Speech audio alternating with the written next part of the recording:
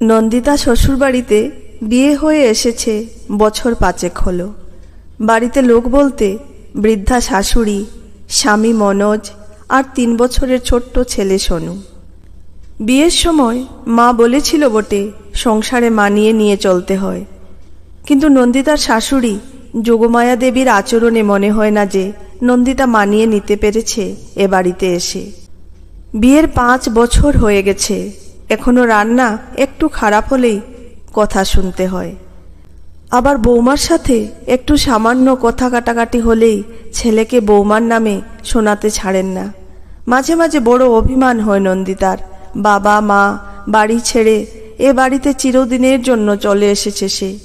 শাশুড়ি মা কি পারেন না একটু মায়ের মতো স্নেহ মমতা ভালোবাসা দিতে? রাতে ছেলে বাড়ি ফিরলে যোগমায়া দেবী সাথে সাথে ছেলের চোখ মুখ ধোবার জল নিয়ে তোয়ালে হাতে দাঁড়িয়ে থাকেন।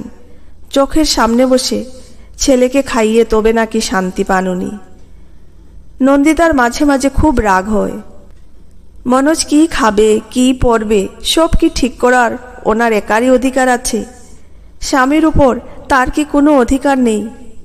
সোনু একটু বড় হবার পর থেকে তার সব দায়িত্ব যেন যোগমায়া দেবী নিয়ে নিয়েছেন। নিজের কাছে রাখেন, নিজের হাতে স্নান করান, খাওয়ান। সোনু দুষ্টুমি করলে একটু বকারও উপায় নেই, শুনতে হবে আমার নাতিকে একদম বকবে না বৌমা, ওইটুকু বাচ্চার গায়ে হাত তোলো কিভাবে তুমি? কান্না আসে নন্দিতার।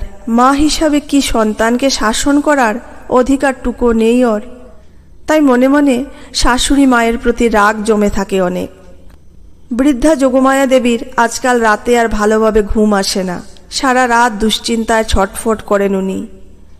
আশেপাশের ঘটনাগুলো দেখতে দেখতে বড় ভীতু হয়ে পড়েছেন। মর্নিং ওয়াকে যাওয়ার সঙ্গীগুলো দিনের পর দিন কমে আসছে। ছেলেমেয়েরা বৃদ্ধ বাবা মায়েদের পাঠিয়ে দিচ্ছে বৃদ্ধাশ্রমে। সেদিন তো দেখলেন ওনার প্রিয় বান্ধবী সুমিত্রাকে ওর ছেলে পাঠিয়ে দিল বৃদ্ধাশ্রমে। সুমিত্রা খুব কেঁদেছিল, বলেছিল যোগমায়া আমার আর নাতি নাতনিদের সাথে সময় কাটানো হলো না রে। ছোট্ট সোনু যে যোগমায়া দেবীর প্রাণ, ওর থেকে দূরে থাকবেন কি করে উনি? স্বামীর মৃত্যুর পর কত কষ্ট করে ছেলে মেয়েকে মানুষ করেছেন উনি। সেই ছেলে যদি মাকে দূরে পাঠিয়ে দেয়, কিভাবে সে যন্ত্রণা সহ্য করবেন যোগমায়া দেবী? এটা ভাবলেই আঁতকে ওঠেন উনি। যোগমায়া দেবী শুনেছেন যে ছেলের বিয়ের পর বৌমারা শাশুড়িকে বৃদ্ধাশ্রমে রেখে আসার জন্য চাপ দেয় স্বামীকে। তাই ছেলেরা বাধ্য হয়ে মাকে রেখে আসে কোনো বৃদ্ধাশ্রমে। যোগমায়া দেবী মনে মনে ভাবেন মনোজ তো মাকে খুব ভালোবাসে, হয়তো নন্দিতা স্বামীকেও বোঝায় তাকে দূরে পাঠিয়ে দেওয়ার জন্য।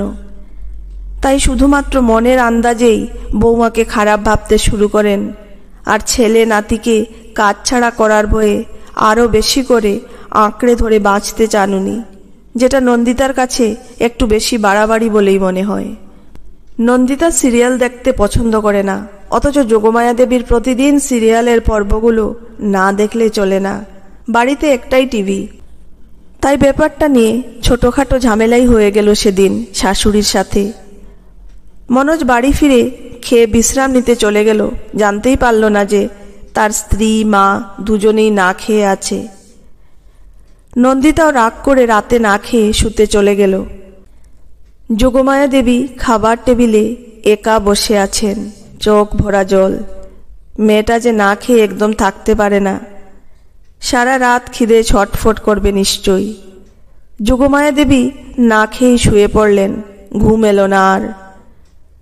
নন্দিতা শুয়ে শুয়ে ভাবছে শাশুড়ি মাকে তো সে রোজ নিজে হাতে খেতে দেয়, আজ মানুষটা ঠিক করে খেলো তো? ঘুম নেই চোখে। উঠে রান্নাঘরে এসে দেখল যেমন খাবার ছিল ঢাকা দেওয়া পড়ে আছে। তার মানে খাননি উনি। একে অসুস্থ, খাবার পরে এতগুলো ওষুধ খান রোজ, নিশ্চয়ই সেগুলো খাননি উনি। যদি বাড়াবাড়ি কিছু হয়ে যায় অসুস্থ হয়ে পড়েন উনি। সারা রাত চিন্তায় বিছানায় এপাশ ওপাশ করেছে নন্দিতা। কিন্তু রাত জেগে থাকা দুটো মানুষের জানা নেই তারা দুজনেই জেগে আছে আজ।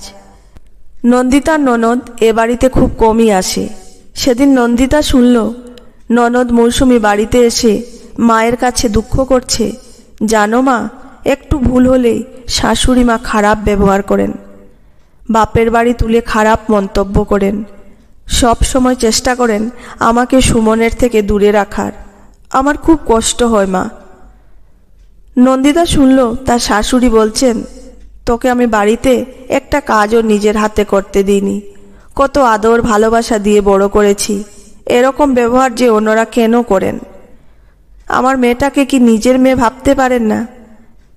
নন্দিতা এসব শুনে উদাস হয়ে যায়, মনে মনে ভাবে উনি নিজে যদি এটা বুঝতেন। যোগমায়া দেবী শুনলেন পাশের ঘর থেকে নন্দিতার উত্তেজিত গলা শোনা যাচ্ছে। ফোনে মাকে বলছে, ভাই বিয়ে করে ঘরে এনেছে বলে কি যা খুশি করবে? মা, ছেলের ভালো মন্দ দেখবে না? যে মা জন্ম দিয়ে এত বড় করলো, এখন তার থেকে বউ বেশি আপন। সংসারে কি ঠিক হবে না হবে সব ওনার মর্জিতে হবে। মা, তুমি কেঁদো না, আমি ভাইকে ফোন করে বলবো, আর আমি কয়েকদিনের মধ্যে গিয়ে তোমার কাছে কটা দিন থেকে আসব। জানালা দিয়ে বাইরে তাকিয়ে আছেন যোগমায়া দেবী, চোখে জল টলটল করছে। মনে মনে বললেন, এই কথাগুলো যদি নন্দিতা একবার বুঝত। কঠিন হৃদরোগে আক্রান্ত হয়ে যোগমায়া দেবী হাসপাতালে ভর্তি। দুশ্চিন্তায় নন্দিতার নাওয়া খাওয়া ঘুম সব বন্ধ হবার জোগাড়। রোজ সকালে বিকালে টিফিন ক্যারিয়ারে রান্না করা ভাত নিয়ে সে ছোটে হাসপাতালে। তার শাশুড়ি মা যে হাসপাতালের খাবার খেতে পারেন না, প্রতিদিন নিজের হাতে খাইয়ে দেয় সে যোগমায়া দেবীকে। যোগমায়া দেবীর চোখ ভরে আসে জলে। নন্দিতার হাত দুটো ধরে বলেন, আমি তোকে ভুল বুঝেছিলাম মা। ছেলে নাতির থেকে দূরে যাওয়ার ভয়ে আমি দিশাহারা হয়ে পড়েছিলাম রে মা। তাই আমি বুঝেও বুঝতে চাইনি বাড়িতে ছেলে ছাড়াও আর একজন আমাকে মা বলে ডাকে। অনেক খারাপ ব্যবহার করেছি মা, শেষ বেলায় কি ক্ষমা করবি না আমায়? নন্দিতা শাশুড়ি মায়ের হাতটা চেপে ধরে বলে, ওরকম বলো না তুমি, খুব তাড়াতাড়ি সুস্থ হয়ে যাবে মা। আবার বাড়ি ফিরে যাবে আমাদের সাথে, তোমার ছেলে নাতিকে নিয়ে আনন্দে দিন কাটাবে। মাঝ রাত বারান্দায় দাঁড়িয়ে আছে নন্দিতা, চোখে তার ঘুম নেই। একমাত্র ছেলে সোনু বড় হয়েছে। অনেক দিন আগে শাশুড়ির মৃত্যু হয়েছে। ছেলে চাকরির জন্য পাড়ি দিতে চলেছে বিদেশে, সামনের সপ্তাহেই চলে যাবে সে। কত শুনেছে ছেলে বিদেশে গেলে সেখানেই সংসার পাতে, বাড়িতে ফেরে না আর, ভুলে যায় বাবা মাকে। তার সাথেও যদি এরকম হয়, সোনু যে ওর একমাত্র ছেলে, ওর প্রাণ।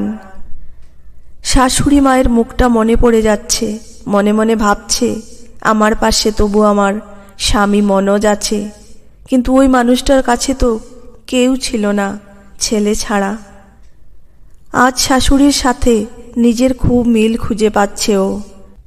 শাশুড়ি মায়ের ভয়গুলো যেন ওর বুকের মধ্যে বাসা বেঁধেছে। নন্দিতা বুঝেছে আজ ওদের দুজনের ভয়টা একই হয়ে উঠেছে, কারণ ওরা দুজনেই যে মা।